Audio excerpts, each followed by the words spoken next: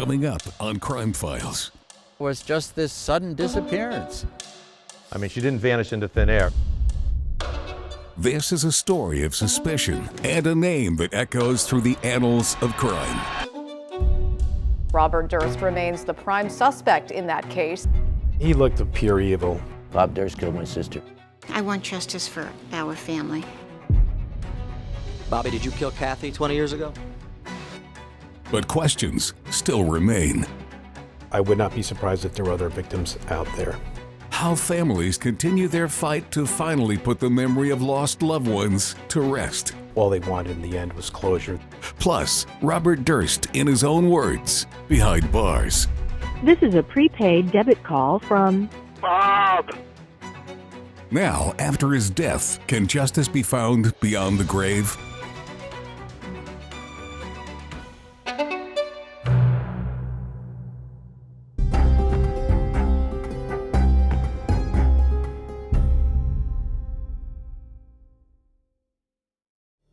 New tonight, dramatic testimony in the murder trial of New York real estate heir Robert Durst.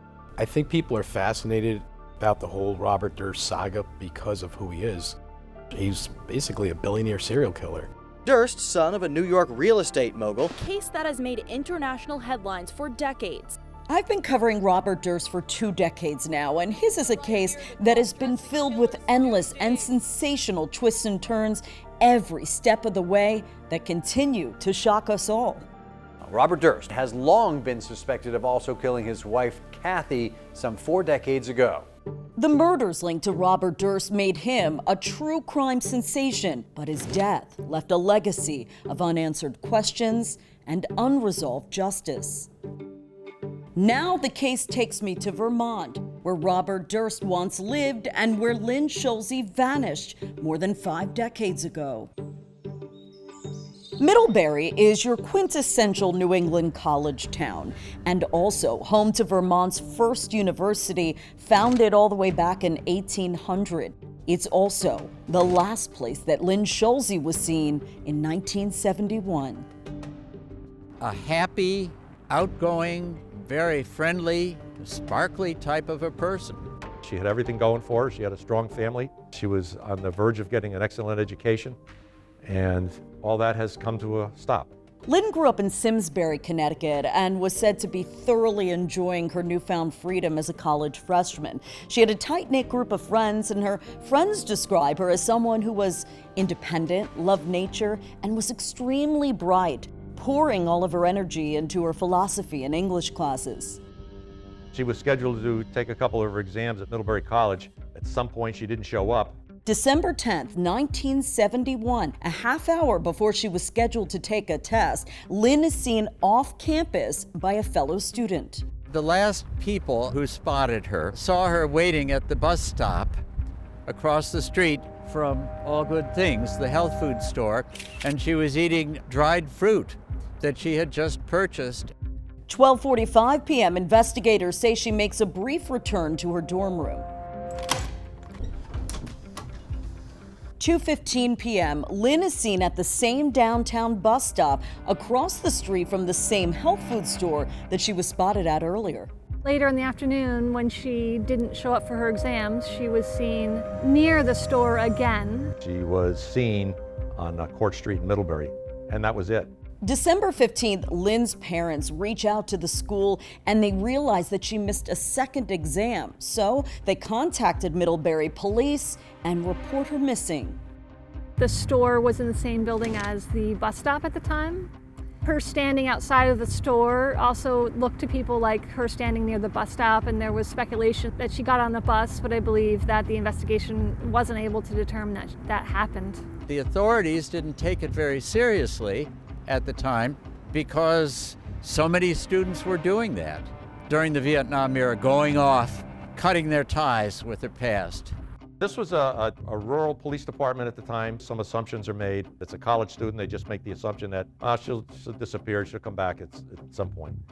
Police searched her room and they found plenty of her belongings, her clothing, her wallet, her college ID, but no sign of Lynn. Everybody is puzzled because it seemed out of character for her to be dropping out. Tips and potential sightings start pouring into local police, but none of them lead to answers, and soon the weeks turn into months. I mean, she didn't vanish into thin air, so there are people that know what happened to her, but we don't know who those people are. Lynn's parents initially keep her disappearance out of the press, just in case she had run away. But nearly a month after she went missing, they finally appealed to the public. But there were no strong leads, no suspected foul play, and the case goes cold. That is, until a decade later, when another woman goes missing. Yeah, there's some similarities, almost like he has a type.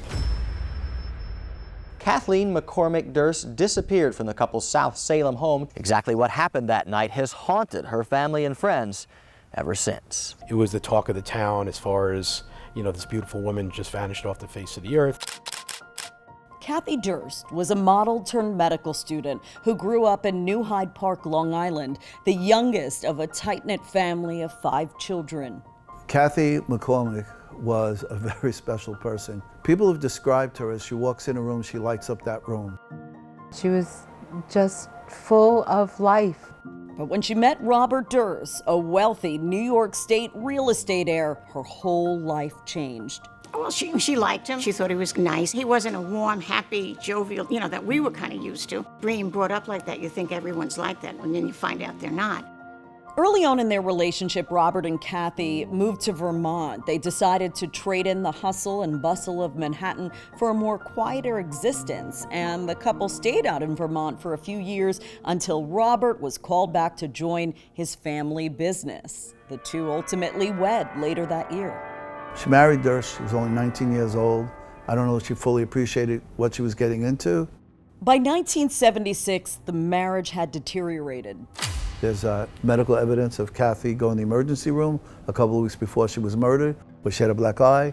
There's a situation where he pulled Kathie's hair to get her to have her leave the Christmas celebration at her mom's house. Kathie went into detail about the abuse she suffered in her marriage to Durst in a journal. This is the fall of '74. He told me how I should act. I disagreed, and he threw a half-gallon of water on my head while we were driving in the car. I felt humiliated and cried. We argued, and he slapped me. March of '76, abortion, unplanned pregnancy. At the time, I felt hopeless, helpless, sick to my stomach. I was depressed and saw a psychiatrist 2 to 3 times after the abortion. Fall of '79, he punched me and I fell to the ground. One of the people that Kathie turned to for support during her rocky marriage was a childhood friend, Bill Stevenson, and he told me that at one point, their decades-long friendship took a romantic turn. She grabbed my hand, led me back to the bedroom. We closed the door, and life changed for both of us. Now, Bill claims that Robert Durst walked in on them the very next morning and flew into a fit of rage. The next thing I realize, we hear pounding on the door. It's like 7:30 in the morning. And I thought somebody was trying to break into the apartment. She runs out of the bedroom. She runs back in and she says, "It's Bob." I jumped up, I ran out. And then all of a sudden he screams something. He goes like this. He had a wad of cash rolled up and hit her right in the face with it. And it was so crazy. And he started yelling, "Kathleen, this isn't gonna happen." And she started yelling, "I'm moving to Delaware. I'm done, we're done." And I'm sitting there, I'm in shock. By now, Kathie was looking for a way out. She finally decided to divorce her increasingly abusive husband. She was terrified of Bob. She felt he was going to kill her. January 31st, 1982, Kathie was gone, never to be seen alive again. Durst claims he last saw his wife boarding a train in Katona. February 5th, 1982, 5 days after she went missing, Durst finally reports her missing. New York City police never listed Kathie's disappearance as a murder and instead continued to treat it as a missing persons case. When the media attention heats up, Robert Durst appoints his longtime friend and confidant, Susan Berman, as his unofficial spokesperson. When Kathie went missing, Susan Berman went to the press, and they basically painted Kathie in a bad picture, that she was with different men, that she was a habitual drug user. He eventually had a falling out with his family when his brother took over control of the family business. So what does Durst do? He cuts ties and leaves New York. Crime Files continues with Beyond the Grave, the Robert Durst story. More than 50 years ago, a college student from a small Connecticut town goes missing just before the holidays.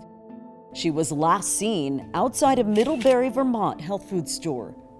I mean, she didn't vanish into thin air, so there are people that know what happened to her, but we don't know who those people are. 10 years later, the wife of a prominent real estate heir disappears. Both cases, seemingly unrelated, go cold until tips come in, breaking them both wide open and forever linking them. Started with a tip on some individual that I arrested. It just piqued my interest, and he provided details. This woman, Kathie Durst, was killed by her husband, Robert Durst.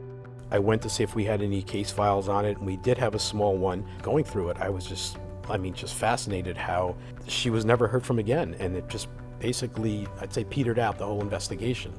Kathie's missing person case was reopened, and we treated it as a homicide once we delved into the facts behind it. And then during the course of our investigation, 2 more people are murdered. Susan Berman was Durst's longtime confidant, their friendship spanning decades all the way back to their college days. Durst and Berman were fast friends from grad school at UCLA in the 60s. After Kathie disappeared, Susan acted as Durst's unofficial spokesperson and defender.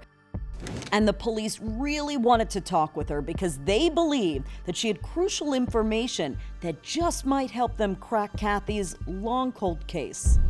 He confirms authorities here did plan to interview Berman, and Susan Berman may have harbored secrets about the Westchester disappearance of Kathie Durst 20 years ago. Bob was afraid that Susan Berman was going to implicate him in the death of Kathie. Susan knew exactly what happened to my baby sister. But before they could interrogate her, she turned up dead on Christmas Eve 2000. Susan Berman was killed execution-style. Shot to death on Christmas Eve 2000. So police in Los Angeles considered Durst a possible suspect in the case, while other theories focused on Berman's family connections to the mob. But by now, Durst had relocated out to Texas.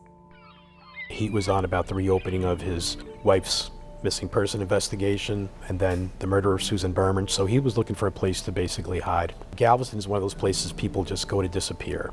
So remember, we're talking about the heir to one of Manhattan's most storied real estate fortunes. Yet Durst took up residence in a $300 a month boarding house where he was known to dress in drag and disguised himself as a deaf-mute woman using the name Dorothy Siner, which was the name of a former classmate of his from Scarsdale. He's been in here, would come in, sit in the back of the bar by himself, dress in drag. Him and Morris Black lived across the hall from each other in this house. So at some point they struck up a relationship. But at some point that relationship soured, and on September 30th, 2001, Morris Black's dismembered torso, arms, and legs was discovered floating in the Galveston Bay in garbage bags. Cops eventually found everything but Morris Black's head. This graphic and detailed autopsy report shows Morris Black was severely beaten before he died. And a receipt found on his body leads police right to Black's front doorstep. Cops found blood on the floor in Black's apartment, and the trail led across the hall to the kitchen rented by a woman. That woman was actually Robert Durst, dressed in drag. Police arrested him and search his car, where what do they find but the actual bow saw that was used to carve up Black's body. But when bail was posted at just $300,000, the wealthy real estate heir had no problem posting it and then skipped town. The murder suspect disappeared back in October. Jumping bail in Texas and a nationwide manhunt. November 30th, 2001, Durst is finally caught. Get this, trying to steal a sandwich at a Wegmans out in Pennsylvania. He had with him $37,000 along with 2 guns and Morris Black's driver's license. Bobby Durst's life on the run ended here. Durst was easy to spot on the store surveillance tape, completely bald, even his eyebrows shaved off. Durst was eventually sent back to Texas to face justice. And while he was on the stand, he said he was swimming in blood as he cut off Black's head and limbs, telling the jury he killed him because he had to. Durst's lawyer now admits his client killed Black, but calls it self-defense. Morris Black was known to frequent the local library and use the computer. And I think over time he realized who Robert Durst was. And I don't know if it was extortion or what, but I think Robert Durst came to the point of, I have to silence this person. After a 3-month trial, the jury found him not guilty. But things weren't over for Robert Durst. It's now 2012, and a new detective was on Lynn Schulze's case back in Vermont. Lynn Schulze's case came on my radar pretty soon into my time as the detective, and is when I received the tip about Robert Durst. And that anonymous tip would change the course of the entire investigation. Remember that health food store that Lynn Schulze visited right before she disappeared? Well, it turns out the owner was Robert Durst. Robert Durst did own the store, All Good Things, on that day that Lynn Schulze was last seen. You know, the timeline did match. You know, he had a lot of people hanging around there, so that became a point for our investigation to look into. She disappeared, and at some point after that, he took off. And after they pieced all that together, the first thing that the detectives wanted to do was to talk to Robert Durst, who by now was suspected in Susan Berman's murder. He was acquitted in Morris Black's and widely thought to be responsible for Kathie's disappearance as well. We wanted to question him, not so much to ask him, did you do this, but we wanted to get information from him as to where he was, what he was doing, who he hung around with, trying to build another basis for more investigative leads before we proceeded right to the big question. Are you responsible for Lynn's disappearance? Crime Files continues with Beyond the Grave, the Robert Durst story. Susan Berman was killed execution style. Cops eventually found everything but Morris Black's head. Kathleen McCormick Durst disappeared from the couple's South Salem home.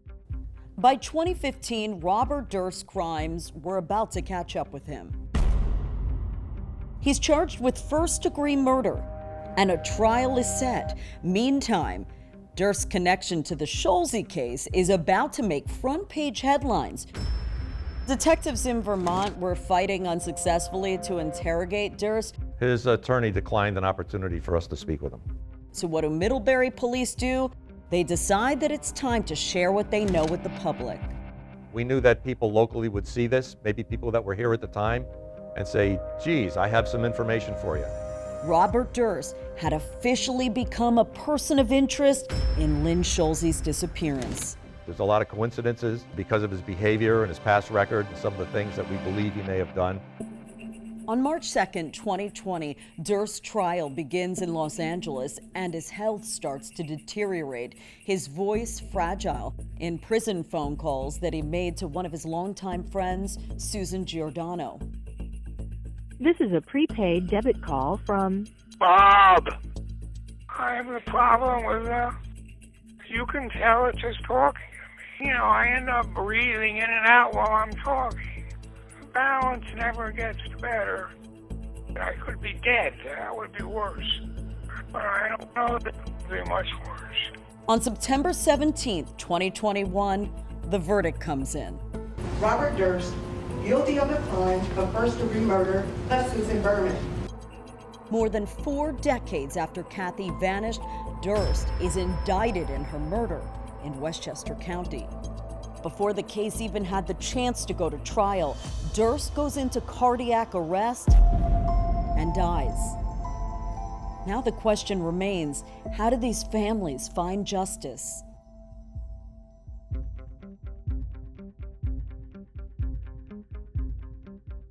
I hope that she will be found. Yes.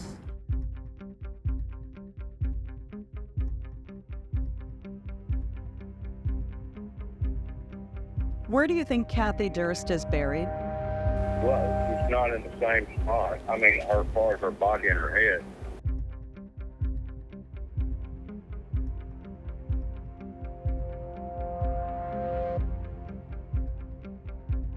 That hole in your heart when a loved one is taken from you, it doesn't go away. I think anybody who thinks it goes away has never experienced that kind of pain.